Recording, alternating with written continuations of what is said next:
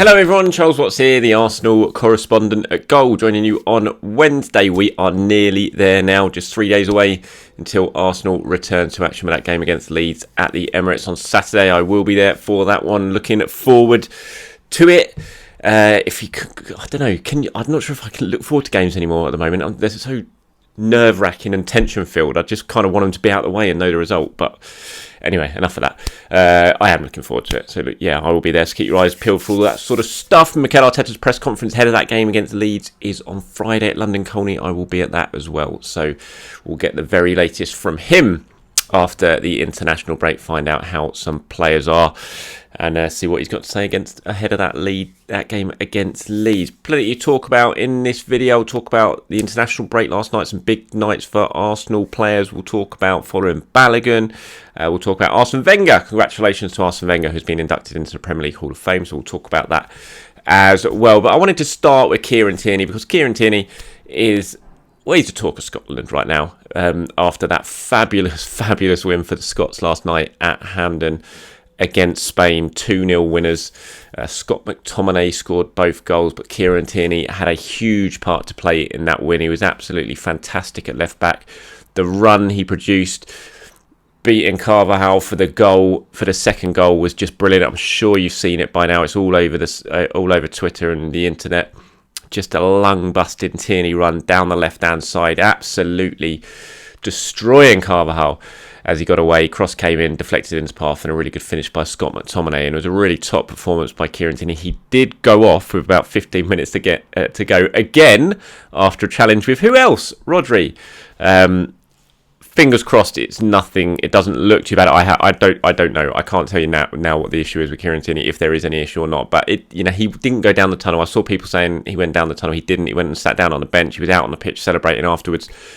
It doesn't look anything too bad. He might have just come off because he was knackered, to be honest, because he hasn't played many minutes recently. And, playing that sort of high-intensity game for 75 minutes, he might well have been really flagging in that second half. So that might have been why Steve Clarke took him off at the end. So fingers crossed there's nothing to worry about injury-wise with Kieran Tierney. But just a brilliant performance and another reminder of just how good a player Kieran Tierney is. Now, his future is going to be so interesting this summer. What do you do with Kieran Tierney? It's been a debate for a while now, and it's going to continue to be a debate until the summer. There's definitely going to be clubs in for him. He's just, he will improve pretty much any team in the Premier League if he goes there to be a left back. And I don't think you can complain if you're Arsenal if he wants to go, because he's not getting much game time. And when you're a player of the standard of Kieran Tierney, when you're the age of Kieran Tierney, you want to be playing, especially when you know other clubs want you. So it's a difficult situation. Arsenal do need to sell players. They do need to bring money into the club because they've just barely done that for a while. But then you've got to also, on one hand, you think, yeah, you need to sell players, you need to get some money in, you need to refresh the squad and help with that by bringing some money in. But then on the other hand, you think, well, Arsenal are going to be in the Champions League next season. They're going to need a top quality Champions League squad to compete on both fronts in terms of domestically and European. To do that, you need a big squad and you need a good squad. So why would you be getting rid of Kieran Tierney? Because let's face it, if you get rid of Kieran Tierney, you are going to weaken your squad, because whoever you bring in at left back is not going to be as good as Kieran Tierney. And so, Ivan Frisneda, for example, was a left-back Arsenal like. Raul Valladolid almost signed him in January, decided he was going to stay in Spain. They could well revisit it in the summer. We'll have to wait and see, but he's a player they like. But he's 18. He's a project signing. There's no, he's no Kieran Tierney. So if you're selling Tierney and bringing in Frisneda, for example, you're weakening your squad ahead of a Champions League campaign. Is that ideal? I mean, I know you've got Tommy Astu in the squad who can play left-back, but it's something you've got to really weigh up in terms of the actual quality of the club. Yes, you need to sell players, but do you really want to weaken your squad and potentially damage your season next season? It's going to be an interesting one what Arsenal decide to do. Tierney's got a decent contract. I think it was only last year he signed his new one. He's got a long-term contract. Yes, you're going to have to take the players' wishes into account, but I do wonder, if you're Mikel Arteta, could you play Tierney more? I think the answer is yes. He didn't play, for example, he didn't start the second leg against Sporting at the Emirates. I was really surprised at that. He missed the first game. I'm sure he definitely would have started that one, but he missed it because he was ill. But then he didn't start the second one, and then that's an opportunity to play Kieran Tierney. You don't have to play Zinchenko in every single game. I can understand you don't want to weaken your team too much, but Kieran Tierney is a very good left back. And I think that's where Arteta could maybe improve his handling of the squad at times is that he seems very reluctant to change some players who I don't think would weaken the team that much. And especially when I think about that, I think of Kieran Tierney, because he's such a good player. Yes, he's no Zinchenko in terms of what he offers and the type of fullback he is. So it is he brings a different dynamic to that left-hand side and also to the central areas, because Zinchenko, we know, loves to drift into the central areas, and Tierney, it's just not his game. He is what we saw last night for Scotland, that get the ball down the wing, run, get past the fullback, get to the box, cross the ball in. That's what he's about. That's what makes him so good.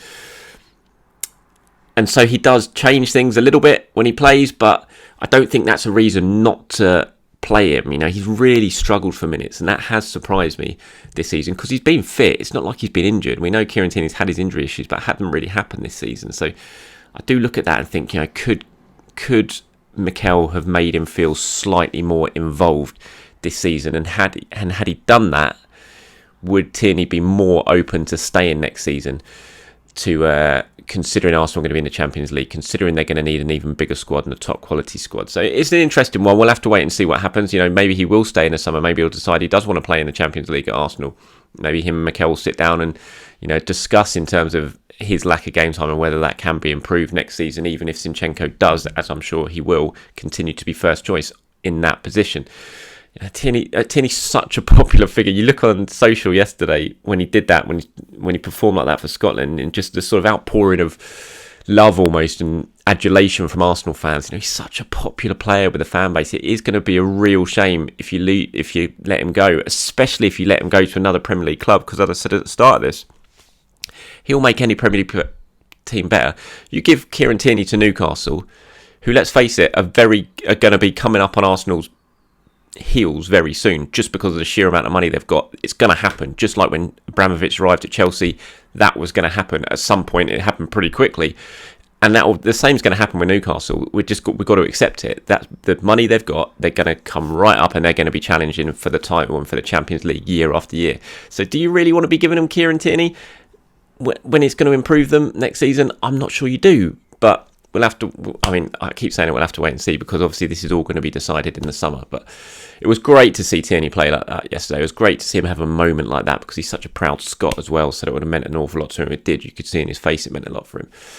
But it's just another example of the decision Arsenal are going to have on their hands when it comes to Kieran Tierney this summer. Do you sell? Do you keep? Do you try and give him more game time to make him feel more involved? It's all the things that Arsenal and Mikel Arteta and Edu are going to have to weigh up. But let me know what you guys think, as always, in the comments below. What should happen with Kieran Tierney in the summer? Do you want him to stick around, or do you think it's time to cash in and get some money for Kieran Tierney and sort of refresh that part of the squad? Let me know in the comments below.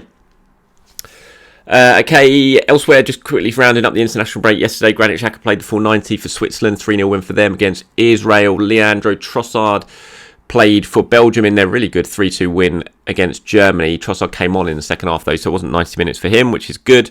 And Emil Smith-Rowe as well, he came on, he started the game on the bench for England, 21s in there, 2 on defeat at Craven Cottage against Croatia. He came on in the second half in that game, so started the first game against France, got some minutes as a substitute in the second game against Croatia, which will all be valuable game time for Emil Smith-Rowe. And then that's it. Now it's all back to London Colney. It's all everyone get in the room, get with the medical staff, see what's what, hopefully patch everyone up and get them ready for the weekend against Leeds. And then the sprint finish starts. 10 games to go from Saturday. No distractions, especially for Arsenal. No other competitions. Just 10 Premier League matches remaining. 8 points clear, 10 games to go. Just seems mad just even saying that right now. What a huge couple of months coming up for Arsenal, starting on Saturday against Leeds. Arsene Wenger, congratulations to the great man, not before time inducted into the Premier League Hall of Fame. Him and Alex Ferguson have been inducted today. That was just announced. Arsene Wenger says, "I am very grateful to have been selected for the Premier League Hall of Fame. We always wanted to give something special to the supporters, and when you have players capable of remarkable things, the most important thing for me is the obligation of perfection. I'd like to be known as someone who loved Arsenal, who respected the values of the club and left it in a position where it can grow and become even bigger." What a man. what an amazing time. I don't know how old you are in terms of who is watching this video, but if you were like me and fortunate enough to be around during that time, the Highbury years, the golden years of Arsene Wenger, the Invincibles, it was just a special. I just smile thinking about it right now. I've got a picture of Highbury on the wall up there behind me, which you can't really see, but it's sort of a montage of the final game against Wigan, all little different pictures that make up that day. And just those from 96 really when he arrived to 2006, well certainly 2004, but 2006 because we had the run to the Champions League final was just a period of my life that I'll never forget. Period of it, just a team that I'll never forget. Players, football, games, and it was all overseen by one man who made it all happen. And I'll forever be grateful to Arsene Wenger for that. So congratulations to the boss. Lee Carsley, under-21s manager for England, has been speaking. He's admitted that England are going to be holding talks with Folarin Balogun next week. He's going to fly over to France to speak to Balogun about his international future, which has been an ongoing theme of this international break. What will Folarin Balogun do? We know he's been over in the States. He pulled out the under-21s team through injury, which left him behind high and dry, to be honest, because they had to play. I think they had Harvey Elliott yesterday, or Curtis Jones playing as false nine in the under-21s game yesterday against Croatia, which they lost. So it was a big blow for them to lose Balogun. And then he went off to America. He met with the US national team. Looked like he was pretty much wined and dined over there. And Carsley was asked, are you going to go and see him next week? He said that's the plan. You're always going to miss a player with a knack of scoring. He's got a big decision to make. So all we can do is tell him how much we rate him. The rest is down to him. Gareth Southgate, of course, was talking about Balogun ahead of the game at the weekend against Ukraine. He urged Balogun to be a bit patient. And basically said what I've said before, that you can't really pick him. He needs to be in the Premier League. He needs to prove himself in the Premier League before he can get in the squad ahead of proven Premier League players who are scoring goals at the moment, which is understandable in many ways. So it'll be interesting to see how those talks go with Carsley and just when Balogun is going to make this final decision.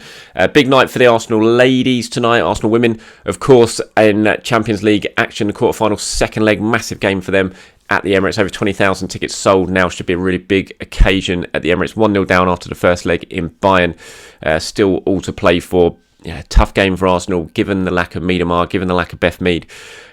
It's difficult for Arsenal, but they're muddling along. They had a fantastic 5-1 win in the North London derby at the weekend, so they're still scoring goals despite those two, and they're going to need to score at least once tonight if they are going to go through against Bayern. Jonas Eidevall's been speaking, said, I think we can beat any team in the world on a given day. That is such a great feeling to have. We know it's going to be determined this by small details, but this set of players could play any team in the world, and I know we would have a chance of beating them. That is one of the greatest feelings to have, because anything and everything is possible. It's a huge night for Jonas, huge night for the Arsenal women, and if you are going down to the Emirates for that one, make sure you get behind them and make plenty of noise, because they're going to need all the encouragement they can get to overturn this first leg defeat that they are taking into tonight's game. That's it from me, everyone. Thank you very much for your time. As always, please do enjoy the rest of your day, and I'll be back to speak to you as we really do start the build up to Leeds United on Saturday. Have a great day.